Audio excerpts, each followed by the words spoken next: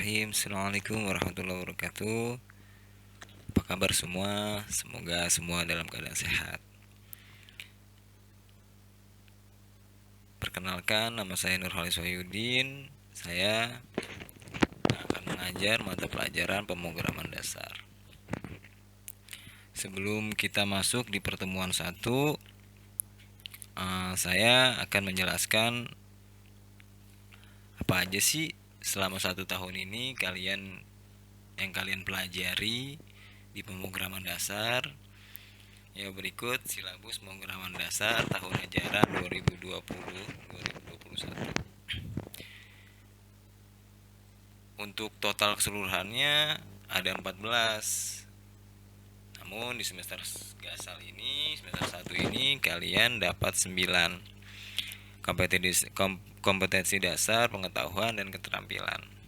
Apa sih perbedaannya kompetensi dasar pengetahuan dan kompetensi dasar keterampilan?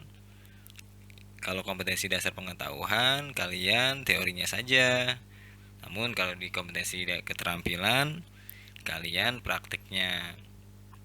Jadi teori, praktek. Teori, praktek. Nanti prakteknya menggunakan komputer.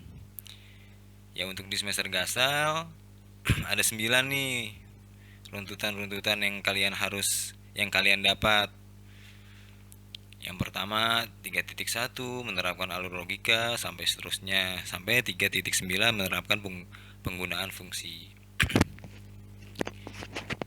Kalian tidak harus mengerti dulu nih, kalian minimal itu mengenal nih di semester gasal kalian dapat materi apa dan nanti prakteknya apa.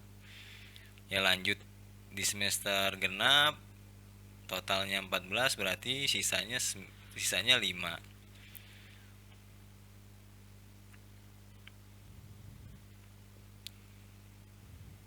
Ya, untuk semester genap kompetensi dasar pengetahuan dan kompetensi dasar keterampilannya. Di 3.10 menerapkan pembuatan antarmuka UI pada aplikasi. Jadi nanti nih kalian nih teori, nanti langsung praktik nih. Nah, begitu saja penjelasan untuk silabus tahun ajaran 2020-2021 untuk pemrograman dasar. Ya, saya harap kalian mengenal dulu nih tentang silabus di pemrograman dasar.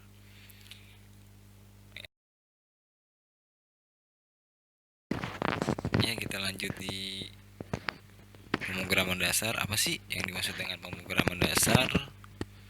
Yang dimaksud dengan pemrograman dasar itu ilmu yang mempelajari tentang pemrograman komputer menggunakan bahasa pemrograman.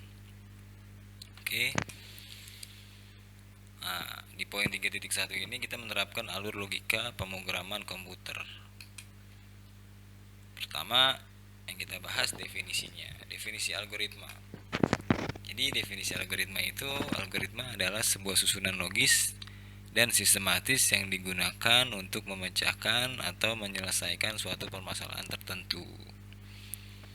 Jadi si algoritma ini susunan logis dan sistematis yang digunakan untuk memecahkan atau menyelesaikan suatu permasalahan tertentu. Kita lanjut sejarah singkat dari algoritma. Kita nggak bahas singkat aja. Jadi sejarah algoritma itu berasal dari nama penulis buku Arab, yaitu Abu Ja'far Muhammad ibnu Musa al-Khwarizmi. Nah, beliau nih pengarangnya. Oleh orang-orang barat nih, al-Khwarizmi ini dibaca menjadi algoritma. Ya, biasalah orang barat kan ngomong ngomong kho aja nggak bisa, Khwarizmi dibaca jadi algoritma ya lah kan. Mungkin gitu kan. Dan ini si algoritma ini mempunyai arti proses menghitung dengan angka Arab. Jadi kalau kita ngomongin sejarah tentang algoritma tuh panjang gitu. Jadi kita singkatnya saja. Nah, si Al-Khwarizmi ini menulis buku yang berjudul Al-Jabbar wal Muqabalah. Jadi kalau kalian tertarik nih membaca bukunya di Gramet banyak, dibeli saja. Ya kita lanjut, masih sejarah nih. Ini sejarah singkat. Nah, dari algoritma ini menjadi algoritma muncul karena algoritma ini sering dikelurukan dengan aritmatik. Hasil algoritma ini sering dikelurukan nih dengan aritmatik. Nah, lambat laut si algoritma berangsur-angsur dipakai sebagai metode perhitungan. Jadi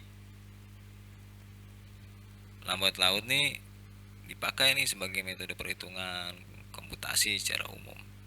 Dalam bahasa Indonesia, algoritma ini menjadi algoritma deh. Jadi begitu sejarah singkatnya. Ke contohnya, kita sudah membahas sejarahnya. Kita pengen tahu dong contoh dari algoritma. Contohnya apa sih Pak? Ya, kita contohkan algoritma untuk mengirim email. Kan jadi ini PJJ ini kan dikit-dikit email. Dikit-dikit email, tugas email, apa email, pokoknya email lah. Pak ribet Pak ya? Ya enggak sih, maksudnya email dari zaman dulu udah ada ya. Cuman karena sekarang aja, jadi di masa pandemi ini orang-orang baru deh rasa apa, wah butuh banget email, padahal mah email dari dulu sudah ada gitu. Jadi langkah-langkahnya gimana sih? Langkah-langkah algoritma mengirim email: pertama login dulu dong di layanan situs, kedua pilih pilih tulis email pesan baru, ketiga masukkan email tujuan, subjek dan isi email, keempat klik tombol kirim. Kekirim dah tuh, selesai. Nah jadi intinya algoritma itu langkah-langkah logis ya. Gak mungkin nih belum login bisa nulis pesan, kan gak mungkin, gak logis. Jadi yang gak logis gak masuk yang tadi itu definisi algoritma, ya kan. Jadi emang langkah-langkah algoritma itu ya langkah-langkah yang logis, masuk akal gitu kan, bisa diterima gitu. Jadi nah setelah contoh bapak kasih kasus nih, kasus apa sih kasus-kasusnya gitu. Jadi untuk kasus pertama ini bapak punya kasus nih, bagaimana memindahkan gelas Y yang berisi air sirup ke dalam gelas Z yang sudah terisi air teh ya, air putih lah kalau kalian malas bikin air teh. Jadi nanti di rumah kalian coba nih, kalian tandain gelas Y, tulis isinya sirup. Terus gelas Z kalian tandain Z isinya air teh, bola air putih, pokoknya berbeda dengan air sirup. Jadi nih kasusnya gini, bagaimana memindahkan gelas Y yang terisi air sirup ke dalam gelas Z yang sudah terisi air teh. Gimana yo Pak, saya pindahin aja begitu, luber dong. Udah gitu ya gelas Z kan masih terisi air teh, airnya luber. Nah ini langkah penyelesaiannya. Jadi luar biasa algoritma ini.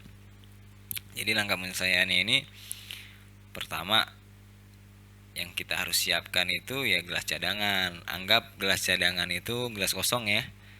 Kamu tulis gelas cadangan gelas X.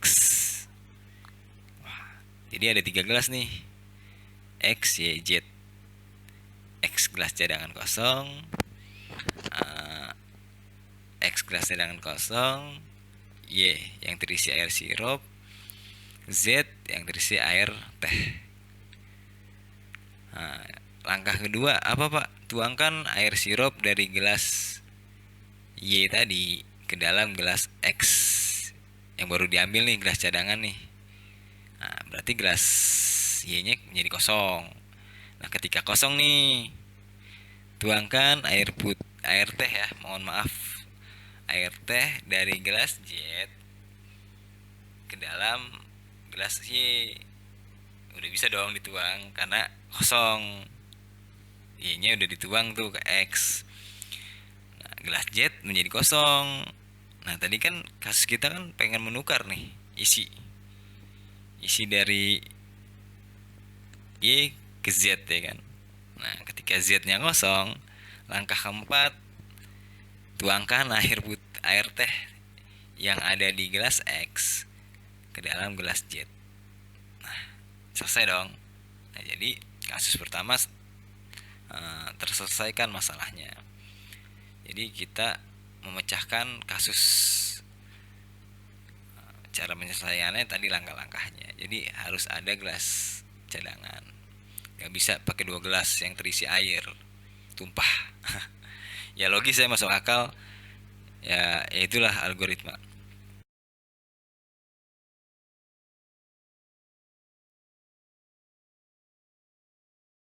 Kita lanjut di ciri-ciri algoritma. Jadi ciri-ciri algoritma ada 5 poin nih. Poin pertama, finiteness. Sebuah algoritma harus benar-benar selesai ketika ia sudah menjalankan beberapa langkah proses. Definiteness, setiap langkah-langkah yang ada pada algoritma harus dapat dapat didefinisikan secara tepat. Input, setiap algoritma membutuhkan data nantinya akan diolah sebagai masukan atau input. Jadi input itu masukan. Output, setiap algoritma yang dibuat atau disusun nantinya akan menghasilkan setidaknya satu maupun beberapa output. Output itu keluaran. Effectiveness, langkah-langkah yang diambil dalam pengerjaan algoritma harus wajar dan sebisa mungkin harus dapat dijalankan secara efektif.